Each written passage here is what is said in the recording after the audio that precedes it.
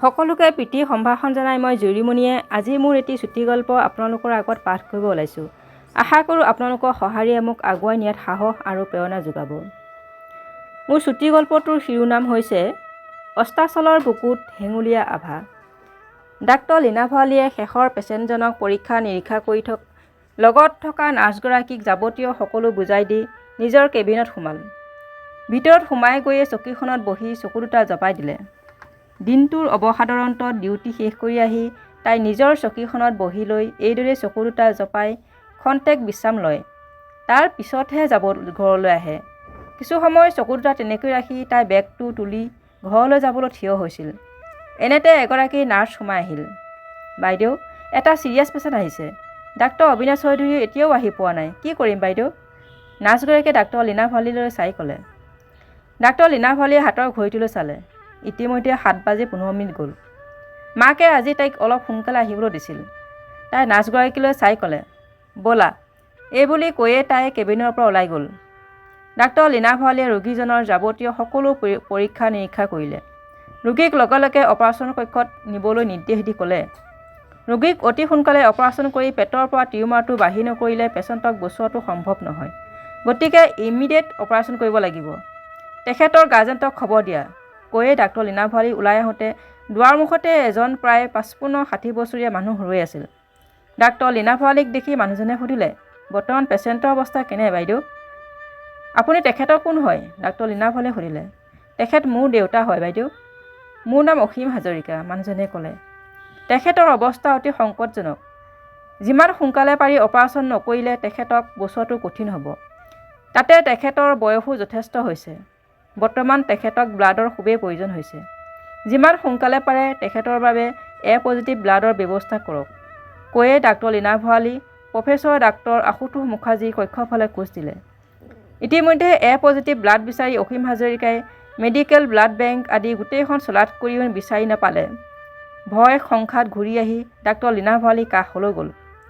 অসীম হাজৰিকাক দেখা পাই ডাক্তৰ লীনা ভৰালীয়ে সুধিলে, মিষ্টাৰ হাজৰিকা, ব্লাডৰ ব্যৱস্থা কৰিলেনে? নাই বাইদেউ, সকলো ব্লাড বেংকত বিচাৰিও ক'তোতে A-পজিটিভ ব্লাড বিচাৰি নাপালোঁ। মোৰ দেউতাক যেনে তেনে বচাওক বাইদেউ, যেনে তেনে মোৰ দেউতাক বচাওক। মানুহজনে হাতযোৰ কৰি হুকহুকে কান্দি পেলালে। অসীম হাজৰিকালৈ কিছু সময় চাই থাকি ডাক্তৰ লীনা ভৰালীয়ে কিবা এটা ভাবি তৎক্ষণাৎ চকীখনৰ পৰা উঠি, বাৰু মই কি কৰিব পাৰোঁ চেষ্টা কৰি চাওঁ বুলি চকীখনৰ পৰা উঠিল। আমি কেৱল চেষ্টাহে কৰিব পাৰোঁ মিষ্টাৰ হাজৰিকা, সকলো ভগৱানৰ ওপৰত। এইবুলি কৈ ডাক্তৰ লীনা ভৰালী অপাৰেশ্যনৰ কক্ষৰ ফালে খোজ দিলে। সেই অপাৰেশ্যনটো সুকলমে হৈ যোৱাৰ 7 দিনমানৰ পিছৰ এটা দেওবাৰ। ডাক্তৰ লীনা ভৰালীয়ে সেইদিনা ডিউটিলৈ যোৱা নাছিল। আজি তাইৰ বাবে এটা বিশেষ দিন, কাৰণ আজি তাইৰ মাক নীলাঞ্জনাৰ জন্মদিন। সেয়ে এই বিশেষ দিনটোক মাকৰ নামত অৰ্পণ কৰিবলৈ ছুটি লৈছে। মাকৰ জন্মদিনটোক তাই বৰ আড়ম্বৰপূৰ্ণভাৱে অনুষ্ঠিত কৰে। ৰাতিপুৱা দুয়োজনী মাক জীয়েকে মন্দিৰত গৈ শৰাই এখন দি আহিলগৈ। তাৰ পিছৰ পৰাই জন্মদিনৰ বিশেষ আয়োজন। হঠাৎ আবেলি কলিং বেলৰ শব্দত ডাক্তৰ লীনা ভৰালী ওলাই আহি দুৱাৰখন খুলি দিলে। আপোনালোক? তাই আচৰিত হৈ সুধিলে।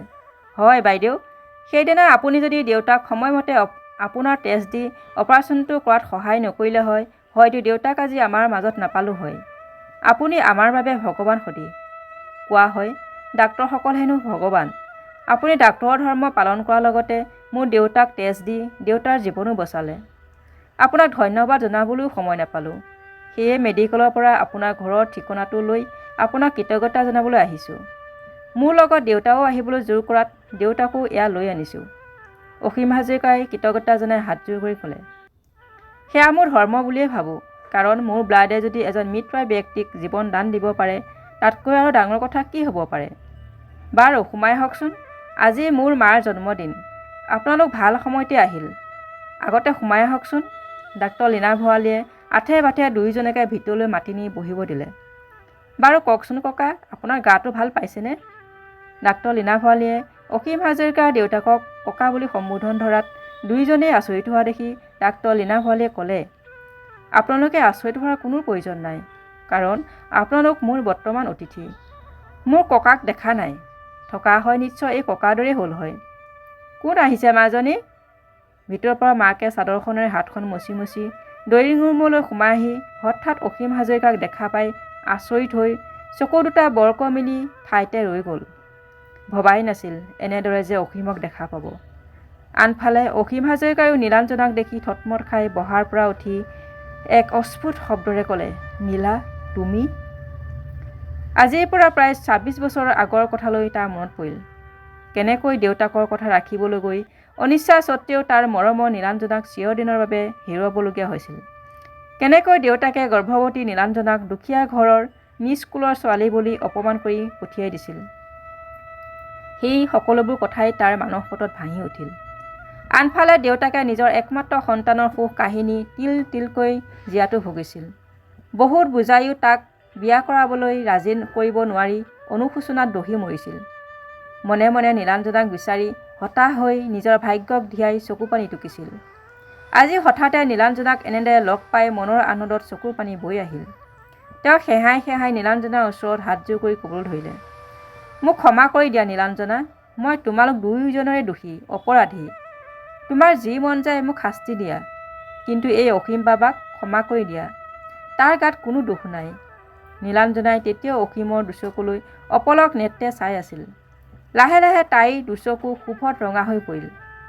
যাক মনে প্ৰাণে সৰ্বস্ব দি ভাল পাইছিল, সেইজন প্ৰতাৰকক পাৰিব জানো ক্ষমা কৰিব? পাৰিব জানো ঘূৰাই দিব তাইৰ জীৱনৰ এৰি অহা সেই ২৬টা বছৰ দিনবোৰ? সমাজৰ পৰা কিমান গৰিহণা বুকুৰ মাজত ৰাখি লীনাক ডাক্তৰ কৰা সেই দুৰ্যোগৰ দিনবোৰ পাৰিব জানো ঘূৰাই দিব? নমস্কাৰ।